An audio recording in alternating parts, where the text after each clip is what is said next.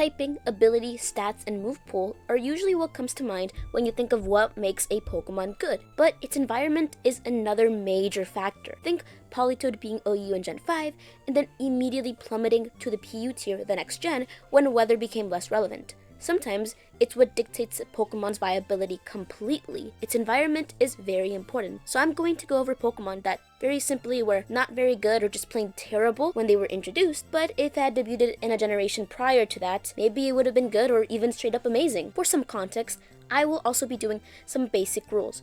So for example, this Pokemon has to abide by the mechanics of the generation I'm introducing it in. So for example, there will be no fairy types in any generation before 6 or dark and steel types before Gen 2. And if a Pokemon has a move, an ability, etc. that doesn't exist in the gen that I'm talking about, then we will be ignoring it completely. I'm going to be fitting the Pokemon in the gen that we're talking about. We're going to be focusing on Pokemon that are usually considered bad or just straight up forgotten. So I'm not going to be talking about Pokemon like Mega Rayquaza, who would be good in literally every single generation, or that would be kind of boring. First off, Avalugg. Avalugg is known as pretty much the worst defensive Pokemon of all time. It's a story as old as time. A Pokemon with stats and a move pool that makes it very obviously meant to be a defensive Pokemon, but it has a terrible typing that sets it up for failure. Avalugg has a pure ice typing, which I guess could be worse. It could have an ice rock typing, but they would never do that. Anyways, that's pretty much Avalugg's problem. It's a pure ice type. It's the worst defensive typing in the game. There is no generation where ice is a good defensive typing, don't get me wrong, but there is a generation where we can look past it, which is Generation 2. For some context, in Gen 2, spikes were a huge part of the game. It's part of the way that you make progress, because it's a very passive gen, which makes rapid spinners a huge part of it. A Pokemon who has access to it is very valuable. And if you know anything about Generation 2, you would know that Avalugg bears a lot of resemblance to another fellow ice type, that fellow ice type being Cloyster, with the exception of Avalugg having less weaknesses than Cloyster, those being grass and electric. Avalugg doesn't have to worry about the common thunderbolts and thunders being thrown around like Cloyster does. And now yes, Avalugg does not have spikes. That's not great, but it does have reliable recovery in the form of Recover, which is a rather rare thing in the world of GSCOU. Most Pokemon run the Rest Talk combo, so this would be great for Avalugg. That means that it gets a free move slots. Other Pokemon don't get this. Another trait that it has is that unlike Cloyster, it gets access to Roar. Roar was essential in GSCOU to neuter the physical attackers who were trying to set up, most notably Curslax. This is a great thing for roll compression, which is how Pokemon get niches. Plus, its physically defensive stats would make it great against Snorlax. It also has an impressive attack stat of 117, which means that unlike other physically defensive Pokemon like Fortress, it can actually apply good pressure via moves like Earthquake. It would also be able to run a Snorlax adjacent set in Curse and Double Edge. It also has access to moves like Rock Slide for common threats like Zapdos. Overall, it would have had much more success in the world of GSCOU than when it was introduced in Generation 6. Next is Gallade in Gen 1. Gallade was a Pokemon that was much better in my imagination than it was in reality. It doesn't have the worst competitive career, but far from the best. In its debut generation, it was ranked UUBL, and it just kept on getting more and more power crept as time went on. He's a Pokemon with two very high attack stats, but a lackluster bulk and speed stat, and a typing that in most modern generations is rather unimpressive, mostly because of the psychic part of the typing. In most modern generations, mixed attackers are a little bit rare to find. Most Pokemon are usually physical attackers or special attackers, but in the early gens, mixed attackers were much more common. In Generation 3, it was because of the lack of physical special split, and in Gen 2 and 1, it was because you could still max out all of your stats.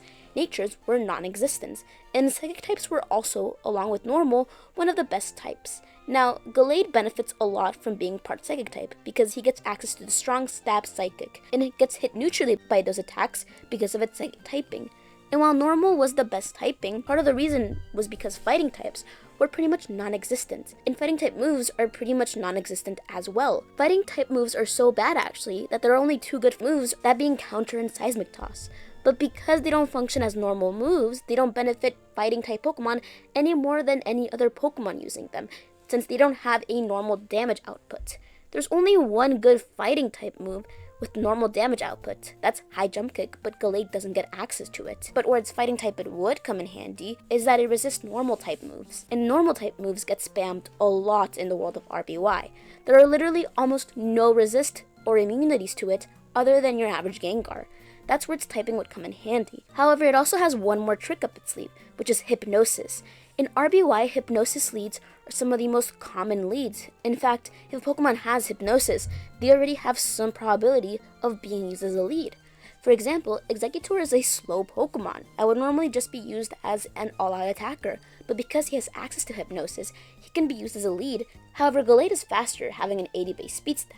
It's still not the fastest Pokemon, but it's certainly something, partly because the power level is much lower. This is Generation 1.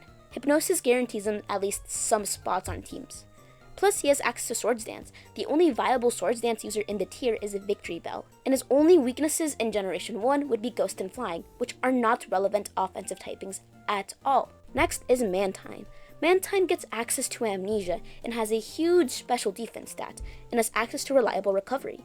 Mantine is a name I haven't heard in a very long time. It debuted in the lowest possible gen in the PU tier, even though it has those two good attributes that I mentioned. It is not the best way to start your competitive career, but besides that, it also has a rather unique typing in Flying and Water, but it doesn't really have anything else that's spectacular. However, I believe that if it was introduced just one generation prior in Gen 1, it would have been much more impressive. See, the special attack and special defense stat were 1 back then, just known as the special stat, making it so that its stat spread would have been much more impressive offensively. Because of how the special stat worked, Amnesia was the best boosting move in the game. It basically functioned as the special version of Swords Dance. It was equivalent to you using 2 Calm Minds in one move. Pokemon that had access to Amnesia were some of the best special attackers in the game. However, the only one that's OU legal is Slowbro. Mantine has access to it, like I said, and because of its already huge special stat, combined with the boost from Amnesia, it would be a monster. And it has access to Surf and Blizzard, and even agility to outspeed faster foes. It could have very easily been one of the deadliest sweepers in RBY. There's a lot of sets that Mantine could potentially run. Also, it has access to Substitute, and the only good substitute user in RBY is Rhydon. While Roosta doesn't get introduced in Gen 1, it also has access to the combination of Rest and Sleep Talk, which is incredibly common in the old gens. Mantine is a Pokemon mostly known for its defensive capabilities and stall-like career, since it usually runs sets like Roost and Scald, but it would have been the most devastating offensive water type in the tier, rivaling even Starmie and Amnesia-boosted Slowbros. Since the only other Pokemon that have access to Amnesia that are good are Mew and Mewtwo, and they are ranked Uber, as in they are not OU legal. Next is Malamar in Generation 2. Malamar is only weak to the Bug type, which is not a relevant type. Malamar is not the most impressive Pokemon on this list, and it's definitely not the first Pokemon you would think would be good in a previous gen, but I think that it would have been impressive in Gen 2, just probably not for the reason that you think. Malamar was always much more of an offensively oriented Pokemon, with this ability contrary in his go-to move and superpower, boosting his attack and defense. However, the reason I think he would have been at least somewhat viable in Gen 2 is because of his Typing and Darking Psychic. It's a very unique typing, obviously. And in Gen 2, Dark was the new emerging type. It was introduced with Steel to nerf the Psychic type, which was majorly overpowered, as we previously discussed. So Malamar would be the only one with these two typings, the newly emerged Dark type and the overpowered Psychic. Having one of the best offensive typings in the game is good, but it also gets an immunity to it. And it has access to Stab Dark Pulses, which is great because even though Dark types are extremely valuable, there aren't exactly an abundance of good Dark type Pokemon. He would be inherently valuable. As for longevity, he has access to Rest and Sleep Talk, and although his stats aren't too impressive, this is Gen 2, the power level is much lower, and you can still max out your stats, so he would be much more bulky than you think. The majority of the value from him would come from his unique and valuable typing. Another thing that he has up his sleeve, much like Gallade, is also his access to Hypnosis, which again, in the early games, it gives you a lot more attention. It even gets you a chance to be chosen as a lead. It also gets access to Baton Pass, which in Generation 2, it is one of the few gens where it's not banned. Combine that with defensive qualities, I think that it would have a niche.